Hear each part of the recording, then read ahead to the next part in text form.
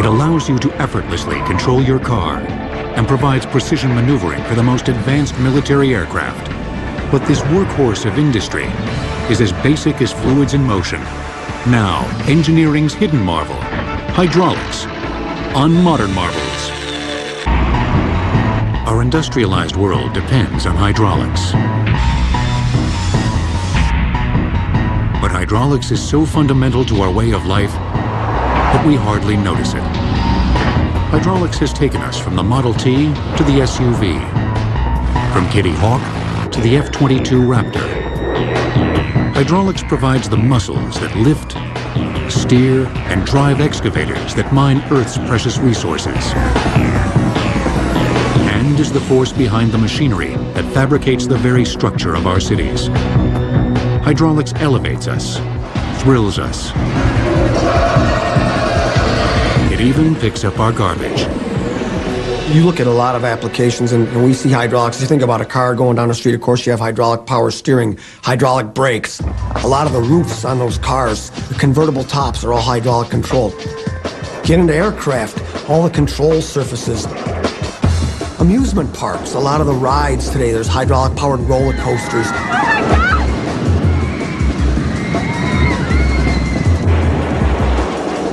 Go 0 to 120 in 4 seconds.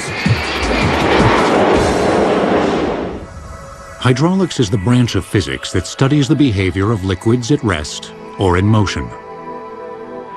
Liquid in motion is referred to as hydrodynamics. Civil engineers use this form of hydraulics in hydroelectric power plants, manipulating the flow of liquid to push turbines. Those power plants provide electricity to over 1 billion people worldwide. The second type of hydraulics, liquids at rest, is referred to as hydrostatics. Mechanical engineers use this form of hydraulics to produce force through the pressurization of incompressible liquids. If you have 2 pistons within a closed hydraulic system, any force that is applied to piston A will be completely transferred to piston B. The power of your blow is transferred to the other plunger by hydraulic transfer of power. One of the benefits of a closed hydraulic system is the ability to multiply force. If piston B has a surface area 10 times that of piston A, piston B will move 1 unit for every 10 units that piston A moves, but at 10 times the force. Therefore, 100 pounds of force applied to piston A will supply enough pressure under piston B to move an object weighing 1,000 pounds. Remarkable in its simplicity, hydraulic multiplication of force is awesome in its capability and is what delivers the brute force for nearly every large machine. In most people's mind, they consider hydraulics the application of high-pressure fluids, generally speaking, to move large amounts of weight and generate a lot of force. Some of the more impressive applications of hydraulics are just pure, raw hydraulic force. You look at car crushers as an example. It's unbelievable. You'll take 5 or 6 cars piled vertically and they're smashed to just feet. And you have to say, how is that done? It's hydraulics. One of the most common devices that utilizes hydraulic multiplication of force is the hydraulic jack. When you push the lever up and down, you're actually pushing on a small piston, which pushes hydraulic fluid, and this fluid flows into a larger piston. Say the small piston that you're pushing has a surface area of 1 square inch, but the large piston that's actually pushing up your car, that might have a surface area of, say, 10 square inches. So for every pound of force you push with that lever, the hydraulic system multiplies that force 10 times. Unfortunately, in hydraulics, like in everything else, there's no free lunch. So you don't get it for free. In order to get that to work, you have to pump 10 times the amount of fluid. Although the basic principles behind hydraulics may appear simple, it took many brilliant minds thousands of years to fully understand the inherent power of fluid. The Greeks in 250 BC were one of the earliest societies to look for ways of controlling the flow of water, inventing many hydraulic devices. Some were devised for amusement, like this invention that forced air out of a small bent tube, producing the sound of a bird. Others were more useful, such as the water clock. The Greek who made the most lasting contribution to hydraulics was the mathematician Archimedes, who discovered the first principle of hydrostatics, buoyancy. His buoyancy experiment was basically based on the concept that a material that is submerged to water experiences a force against gravity, and that force is known as pressure. He also was the same inventor who said, if you give me a lever long enough and a place to stand, I can move the earth. Fundamentally, that's the principle of levers. And realistically, that's what we're doing with hydraulics on a daily basis. By 30 BC, the Roman Empire had cast its shadow across the borders of Greece. But instead of destroying Greek society, the Romans learned from it, improving upon several Greek inventions, including the water wheel and the aqueduct. The Romans, they realized that they had to feed bigger areas, then they had to have a system where they can carry large quantities and at the same time use the concept of gravity. In the aqueducts, water flowed swiftly, producing as much as 1,300 pounds of pressure per square inch, 25 times the standard water pressure of a city today. Roman engineers often designed the aqueducts to end at cisterns, which would push water up through small openings, turning the liquid into a fountain and providing drinking water for the citizens of Rome. Other aqueducts were sent to water mills, transferring the water's energy into kinetic energy to grind grain into flour. But Roman engineers didn't develop further hydraulic technology, relying instead on the strength of slave labor. In the millennium that followed, the science of hydraulics didn't advance. Old technologies such as water mills flourished during medieval times. Finally, in the 17th century, French mathematician Blaise Pascal made a groundbreaking discovery. By multiplying fluid depth by its inherent weight, Pascal created the formula to determine fluid pressure. This led to the most important aspect of hydrostatics: multiplication of force. Pascal's principle is the basis for all the work that we do in hydraulics today. By 1795, Englishman Joseph Bramah had put Pascal's principle to work with his hydraulic press. When the first hydraulic systems were used around the 1800s, they did use water as the hydraulic fluid, and water does not make a very good hydraulic fluid. Some of the problems it has, it's very thin, so it leaks past your seals. Back in the 1800s, the seals they had were things like leather and ropes and things of that sort, so if they did seal, they didn't seal for very long. The inefficient hydraulic industry languished, but soon after the Bramah press, a new discovery in America would lead indirectly to a new hydraulic technology. The discovery of gold at Sutter's Mill in 1848 led to one of the largest human migrations in history. Desiring a faster, quicker way to uncover riches, a new method of gold mining quickly spread throughout America, called hydraulicking. And for the next 50 years, hydraulic mining would literally change the landscape of America. People have recognized for a long time that the power behind water can be enormous. And in the early mining days in the U.S., the gold rush era, we took major advantage of this. Accessing water sources at much higher elevations, miners constructed wood pipes and attached the ends to nozzles, creating hoses that could shoot water at high velocity against the California hillsides. The hillsides disintegrated, releasing the gold. The scientific principle behind this effective method of gold mining was established by Swiss mathematician Daniel Bernoulli in 1738. Bernoulli found that if a containment of water is forced through a smaller opening, such as a nozzle, the pressure that builds behind the opening would increase the water's velocity, creating a jet. Although it's unlikely that the miners were aware of Bernoulli's principle, their method of mining was effective nonetheless.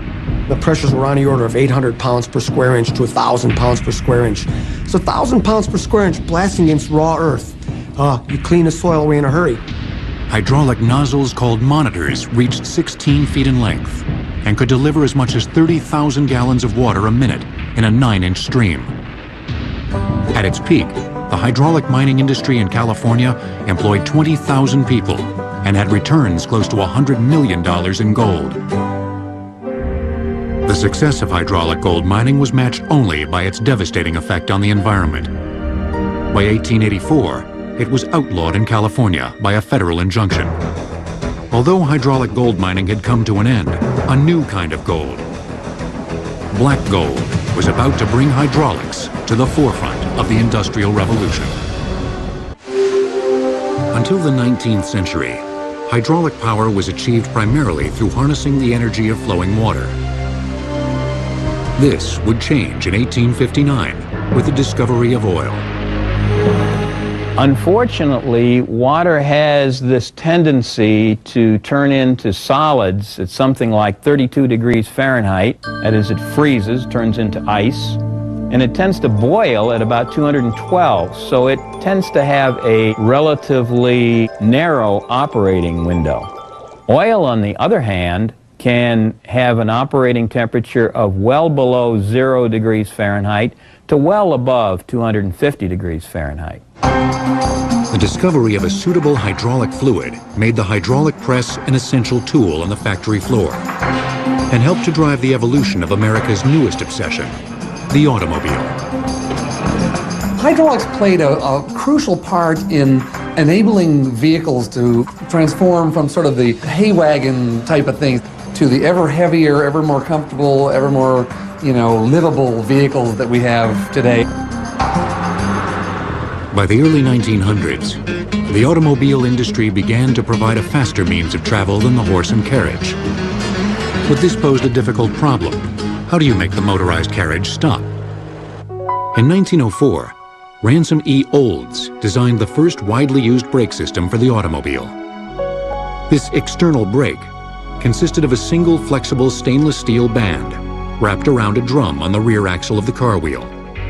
When the brake pedal was applied, a cable would contract the band, gripping the drum and stopping the wheel. There was a lot of room for improvement. One of the major flaws of the external brake was that it had no protection from outside elements. Most roads were unpaved, and the metal bands and drums quickly wore down. The external brake was replaced by internal brakes that relied on steel cables and pulleys and the strength of the driver to provide enough force to stop the car. Strong steel cables provide powerful, unfailing, and flexible connections between the brake pedal and the brake itself. Of course, as the weight of the vehicles increased and their speed increased, we had to come up with more effective ways to stop these machines. In 1918, aviation pioneer Malcolm Lockheed began to develop a hydraulic brake system for automobiles. Using petroleum oil as a lubricant, Lockheed designed a hydraulic system that transmitted fluid pressure against the brake drum, allowing for smoother, improved braking ability. In 1920, Lockheed sold his brake patent to Vincent Bendix, founder of the Bendix Corporation. A year later, the Duesenberg became the first passenger car to come equipped with a four-wheel hydraulic brake system. The way that the early hydraulic systems for braking worked on cars was your pedal would push on a piston in a cylinder full of hydraulic fluid, and that would push the fluid to each wheel. The fluid would come into another cylinder with two little pistons that push out against a couple of shoes, sort of curved shoes that push out onto a cylindrical drum, and when they press on it like that, it creates friction and slows the car down. So suddenly you can transmit a lot of energy to these individual wheel brakes. Although the brakes were a success, the rest of the automotive industry was slow to adapt. The American motorist was comfortable with mechanical brakes. You can see, here's a cable, here's the linkage, it's right out where I can see it. And to try and convince this person that you can push fluid through a line, whoa, that was kind of a mind blower. So it was a difficult uphill battle to make that case, and they had to sort of do it by just demonstrating how much more effective it was. Another hydraulic application that the automotive industry was hoping consumers would soon demand was power steering. But the Great Depression of the 1930s brought its development to a screeching halt. Poverty-stricken Americans didn't have the means or the interest to spend money on the latest automobile gadget to hit the market. By the time the American economy began to reinvigorate itself in the 1940s, another crippling event was to take hold of America.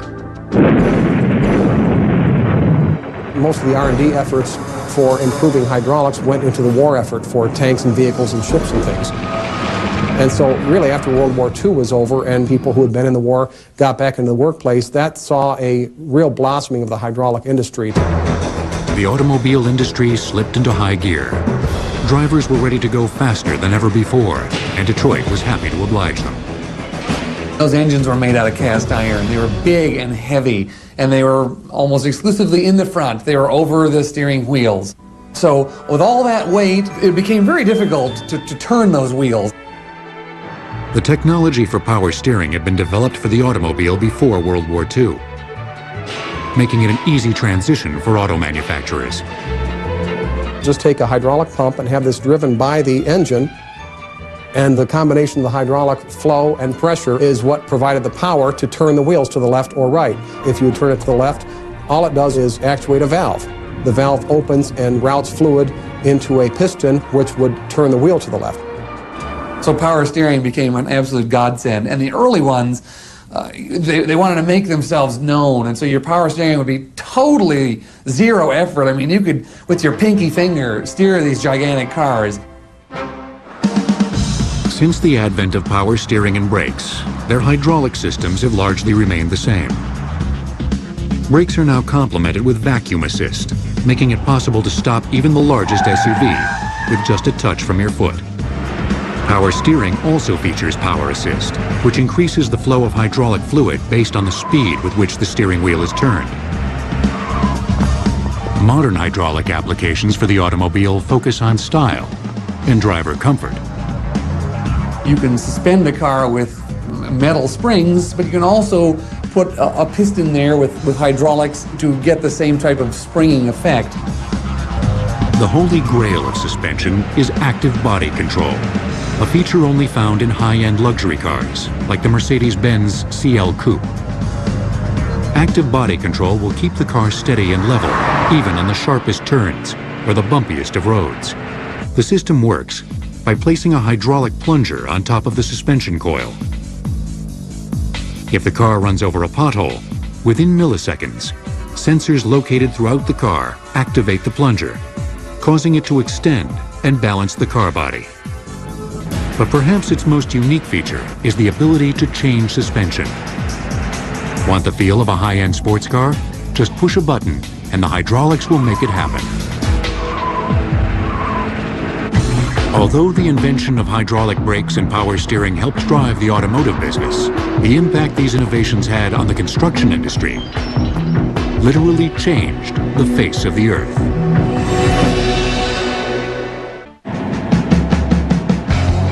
The greatest example of the brute strength that hydraulics can deliver is found in the construction industry.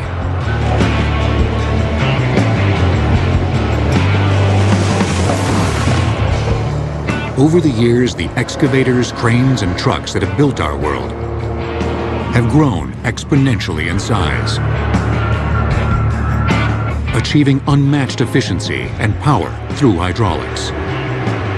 If you go to a construction site, you can't help but see hydraulics. It's everywhere. It's in virtually every machine that's on the construction site. And in many cases, or probably most cases, it's because there's just no better way of doing it. At a warehouse in Youngstown, Ohio, the Robbins Company is putting the final touches on two gigantic tunnel boring machines. The drills are nearly 400 feet long and weigh a hefty 800 tons. To move something this massive, there was only one practical alternative. The amount of force we get from the hydraulics far exceeds what we can get from electrics without going into great cost. Hydraulic gives you more force and power, especially in these type of machines. You need that force to cut the rock as hard as it can be sometimes. When the drill is activated, 800 gallons of hydraulic fluid travel through 7 miles of hosing to hundreds of hydraulic components. The hydraulic system is capable of pushing the drill's pistons at a force of 5,250 pounds of pressure per square inch.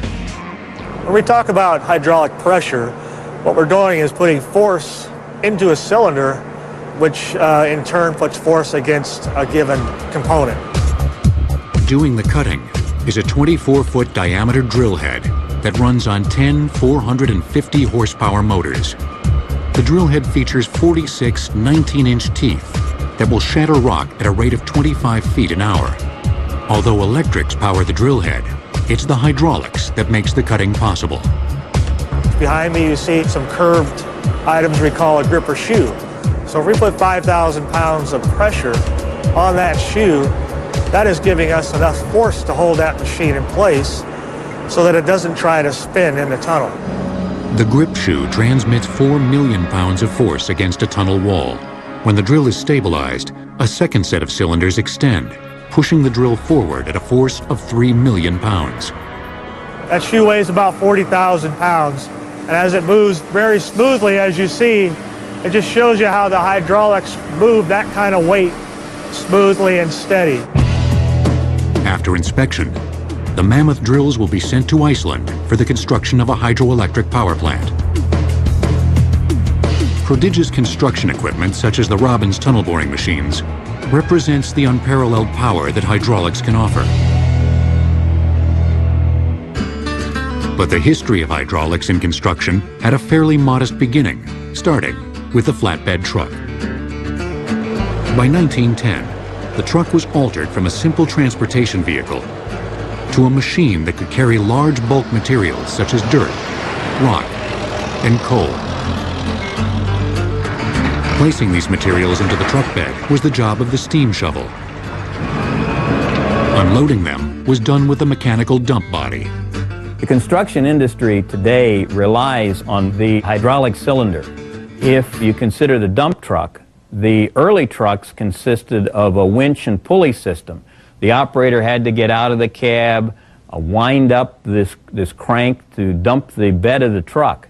Today, they sit in the cab, they push a button, the hydraulics extends a ram from the cylinder and empties the bed of the truck.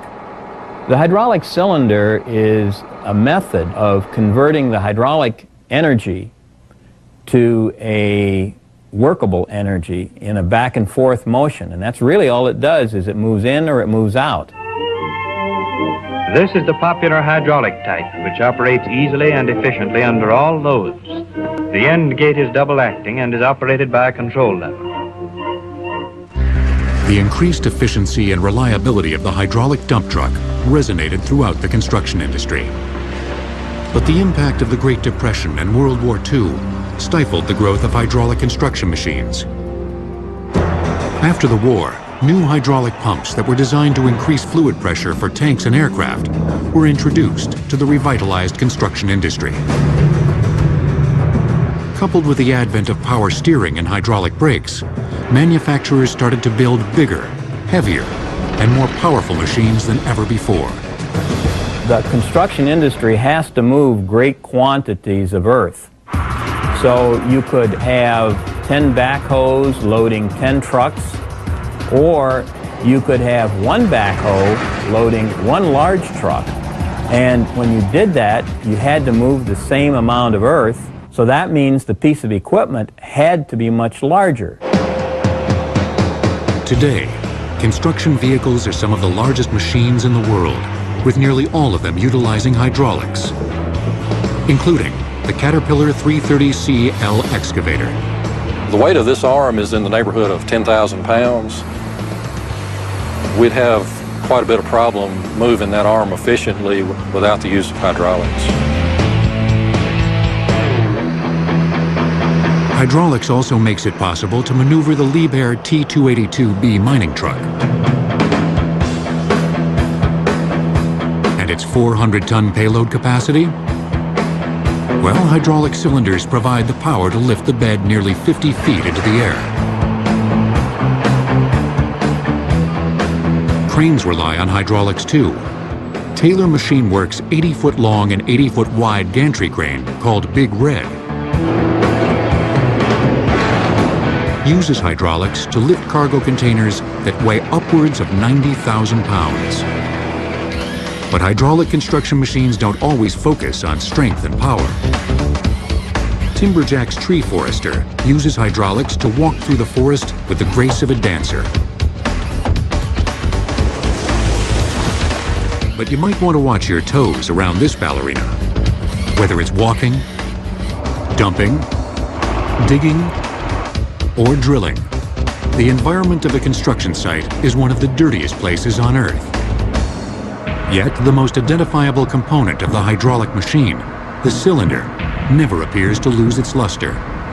Any kind of contamination within the hydraulic system is going to have a devastating effect upon the system itself. The cylinders have a wiper on the end of the cylinder head that as the cylinder rod retracts, it cleans off the excess dirt. So when it extends again, it's as though it were new. But hydraulics has not just revolutionized machines on the ground. It's revolutionized machines in the sky, too. From the latest military planes to the future of commercial air travel. Over the last 100 years, the aerospace industry has transformed from this to this. The astounding leap in aircraft technology would not have been possible without the power of hydraulics. The airplane really shows a prime example of one of the advantages of hydraulics, to where you can have a single place where you generate your power through the engine and transmit this through hydraulic lines to wherever you need it, whether it's at the back of the plane or in the wings.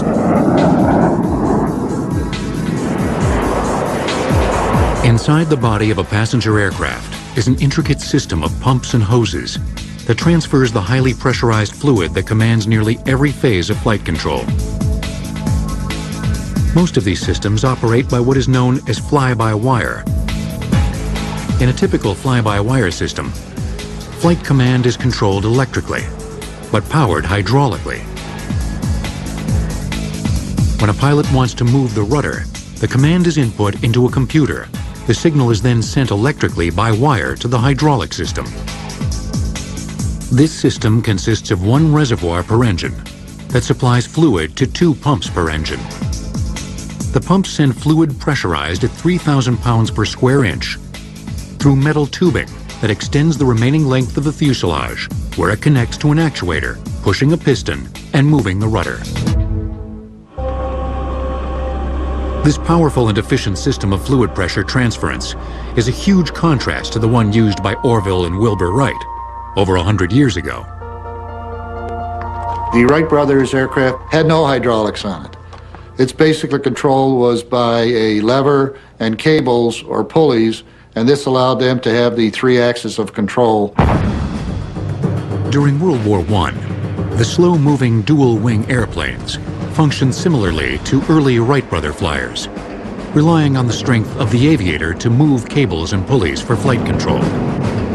Those were small aircraft, so therefore it was very easy for the pilot to control the motion of the actuators simply by moving the stick back and forth.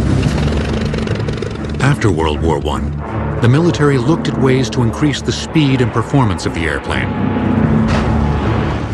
Engineers focused their attention on the landing gear.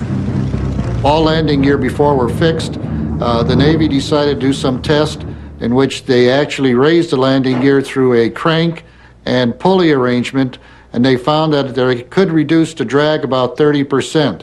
But it was very intensive, and therefore hydraulics was looked at as a way of doing this very effectively.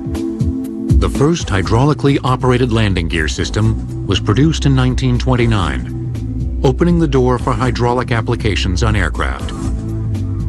In the years that followed, planes continued to grow in size and speed, increasing pilot difficulty to command the aircraft using the stick and pulley system.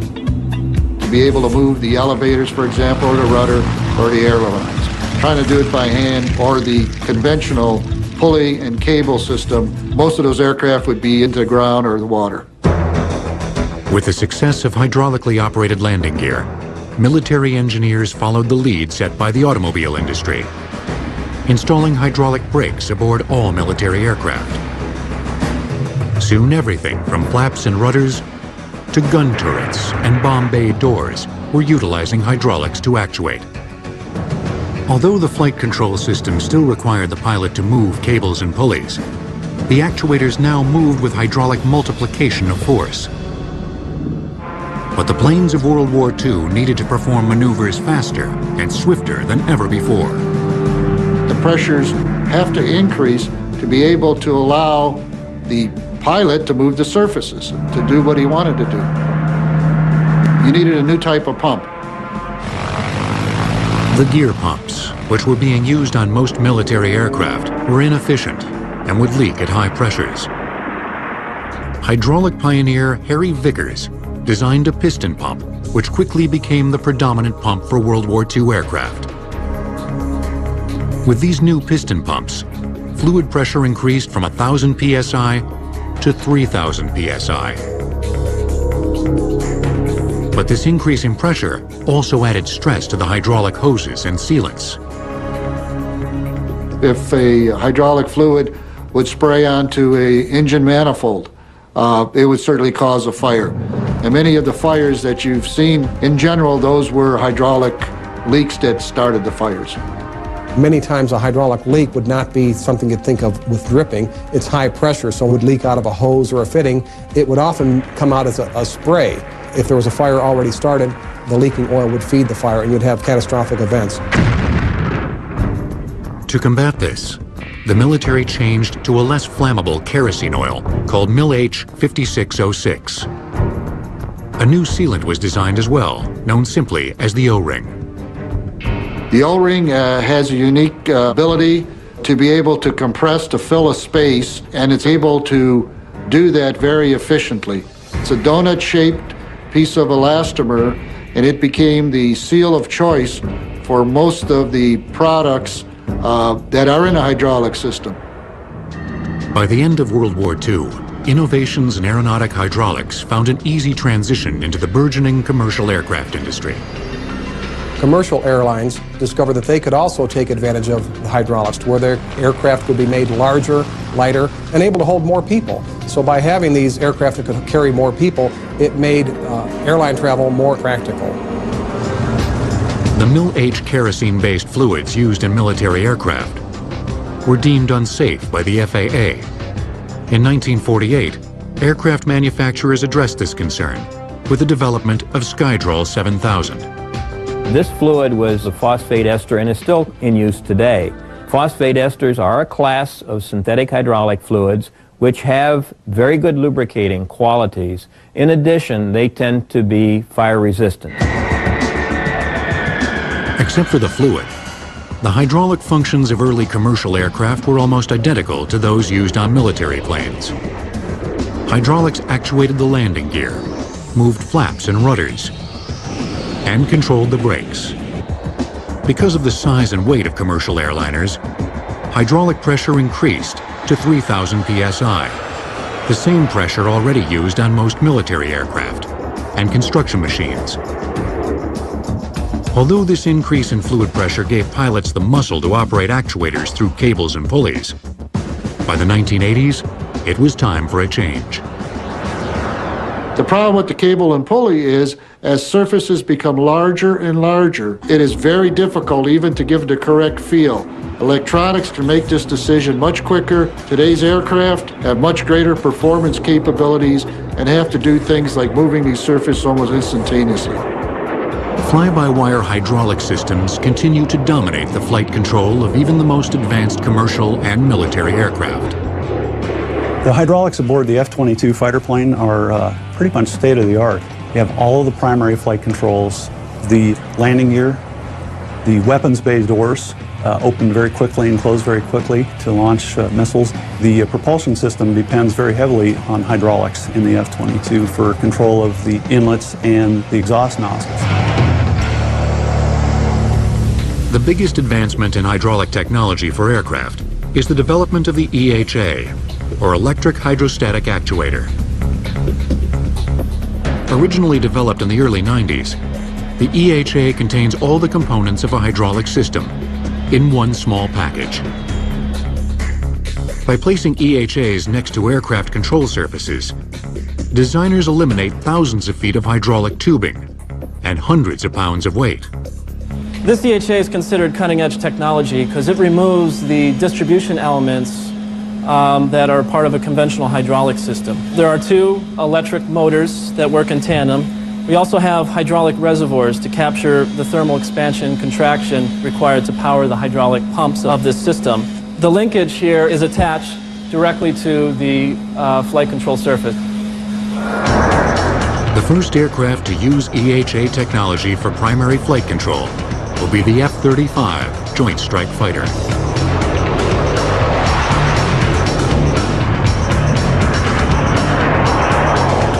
The first commercial aircraft to feature EHAs, in this case for secondary flight control, will be the new Airbus A380. Boasting a length of 239 feet and a wingspan nearly as long as a football field, this is the largest commercial airplane ever to be built. New hydraulic technology had to be created to control an aircraft that weighs well over 300 tons. Certainly, the A380 offered the hydraulic system designer several major challenges. If we were going to use the conventional hydraulic system concepts, 3,000 psi, for example, the pumps would be massive, the lines, fittings, and hoses would be massive. A solution to this was to increase the pressure, not from 3,000 to 4,000, but to take it to the next step, 5,000 psi. But as the aerospace industry continues to look for ways to improve upon the efficiency and safety of flight control systems, engineers are investigating the idea of using electric motors to actuate control surfaces, thus eliminating hydraulics completely from flight control. Before that happens, a formidable hurdle lies ahead. Engineers need to develop a practical motor that can create the needed force to actuate the surface controls efficiently. But hydraulics not only shapes our future, it brings the past to life. Prehistoric dinosaurs animate with the help of hydraulics. Hydraulics not only plays a key role in our work lives, it plays a role in our play lives too. Universal Studios in Hollywood, California is home to some of the most cutting-edge hydraulic attractions in the world. You would not be able to have any of these attractions move this much weight and be this reliable without hydraulics. It just would never happen. One of the more complex hydraulic attractions at Universal Studios is Earthquake the Ride. Passengers entering this stage are given an idea of what it's like to endure a massive seismic event.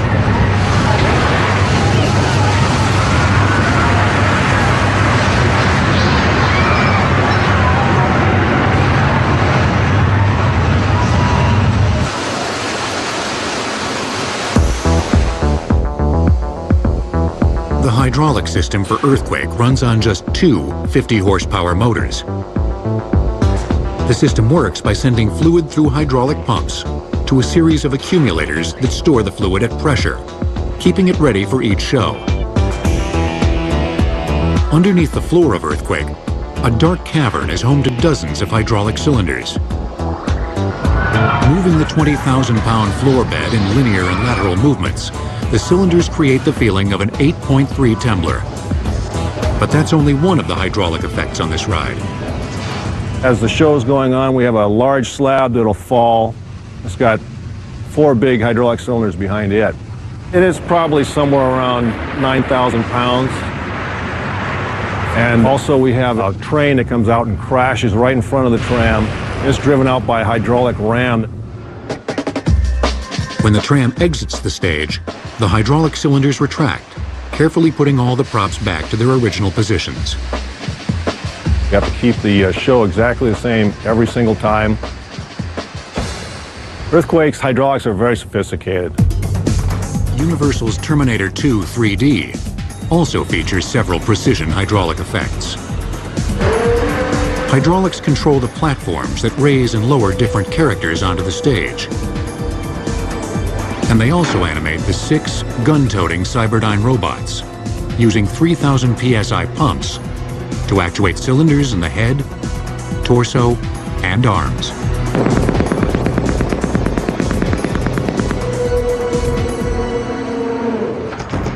But the attraction that utilizes the most hydraulic effects at Universal is Jurassic Park, the ride.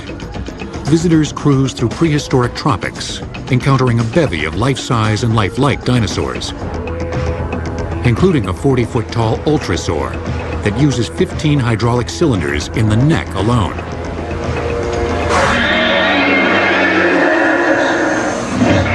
This particular figure we just saw, the oil that comes in here, this is a pressure line. It's set at 3,000 psi.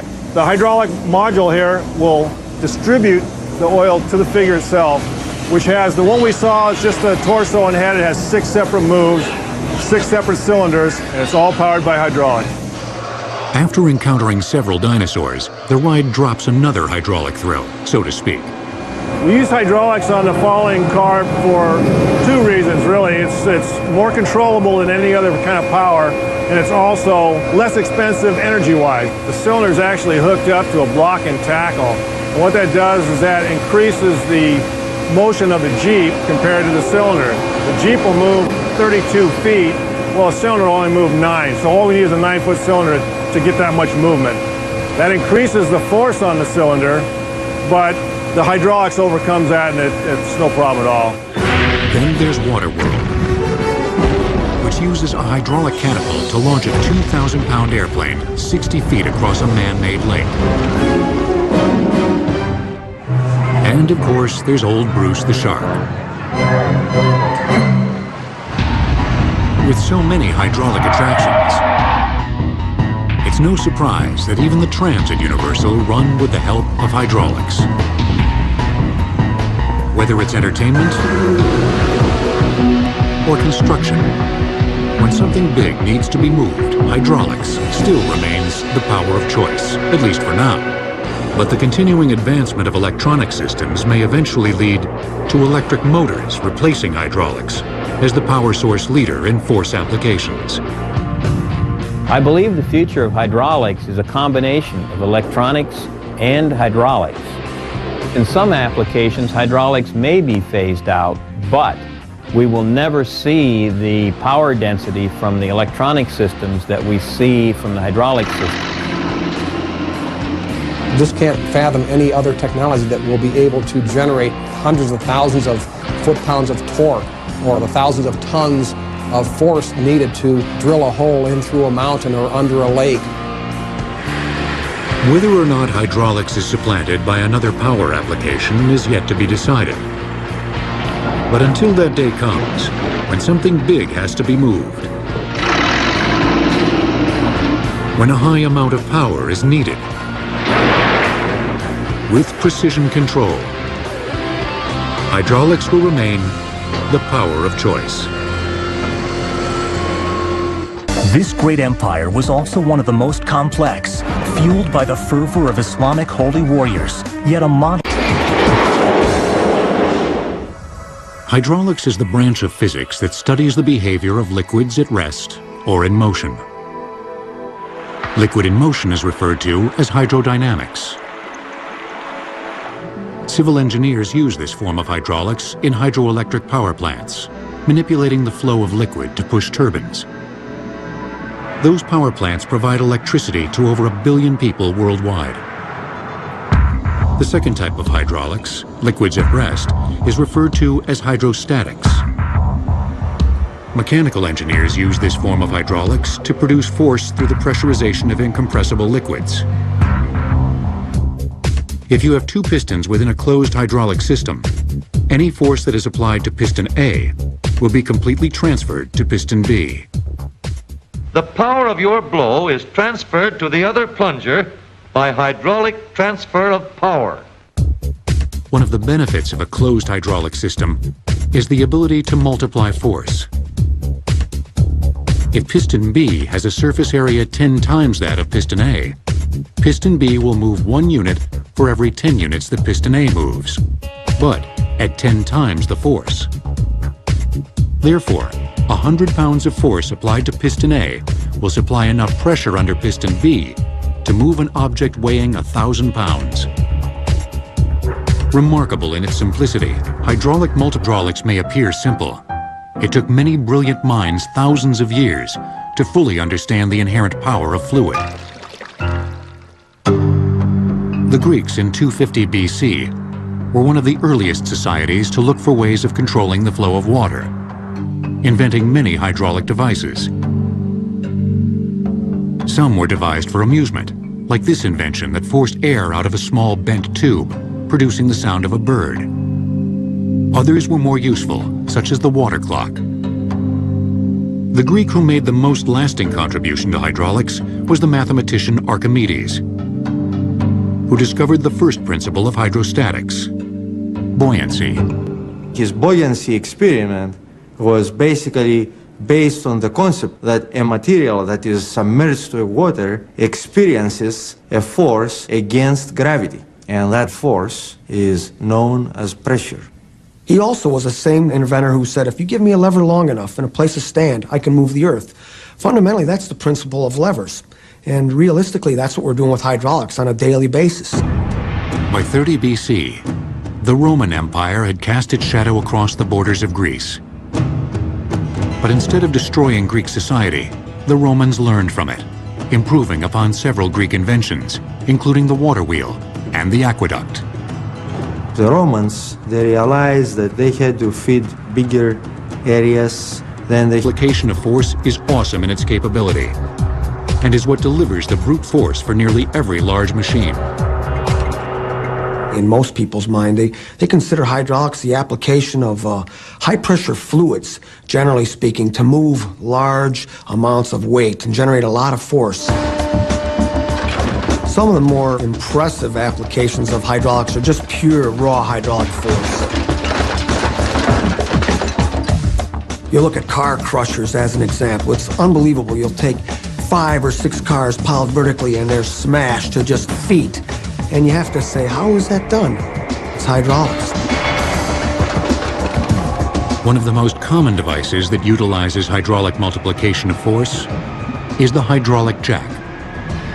When you push the lever up and down, you're actually pushing on a small piston, which pushes hydraulic fluid, and this fluid flows into a larger piston. Say the small piston that you're pushing has a surface area of 1 square inch, but the large piston that's actually pushing up your car, that might have a surface area of, say, 10 square inches. So for every pound of force you push with that lever, the hydraulic system multiplies that force 10 times.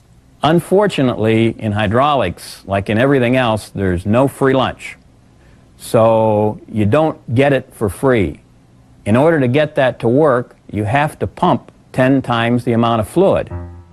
Although the basic principles behind hydraulics had to have a system where they can carry large quantities and at the same time use the concept of gravity. In the aqueducts, water flowed swiftly, producing as much as 1,300 pounds of pressure per square inch, 25 times the standard water pressure of a city today. Roman engineers often designed the aqueducts to end at cisterns, which would push water up through small openings, turning the liquid into a fountain and providing drinking water for the citizens of Rome. Other aqueducts were sent to water mills, transferring the water's energy into kinetic energy to grind grain into flour. But Roman engineers didn't develop further hydraulic technology, relying instead on the strength of slave labor. In the millennium that followed, the science of hydraulics didn't advance. Old technologies such as water mills flourished during medieval times. Finally, in the 17th century, French mathematician Blaise Pascal made a groundbreaking discovery. By multiplying fluid depth by its inherent weight, Pascal created the formula to determine fluid pressure. This led to the most important aspect of hydrostatics: multiplication of force. Pascal's principle is the basis for all the work that we do in hydraulics today. By 1795, Englishman Joseph Bramah had put Pascal's principle to work with his hydraulic press. It allows you to effortlessly control your car and provides precision maneuvering for the most advanced military aircraft. But this workhorse of industry is as basic as fluids in motion. Now, engineering's hidden marvel, hydraulics, on Modern Marvels. Our industrialized world depends on hydraulics. But hydraulics is so fundamental to our way of life that we hardly notice it. Hydraulics has taken us from the Model T to the SUV, from Kitty Hawk to the F-22 Raptor. Hydraulics provides the muscles that lift, steer, and drive excavators that mine Earth's precious resources. And is the force behind the machinery that fabricates the very structure of our cities. Hydraulics elevates us, thrills us. It even picks up our garbage. You look at a lot of applications and we see hydraulics. You think about a car going down the street, of course you have hydraulic power steering, hydraulic brakes. A lot of the roofs on those cars, the convertible tops are all hydraulic controlled. Get into aircraft, all the control surfaces. Amusement parks, a lot of the rides today, there's hydraulic powered roller coasters.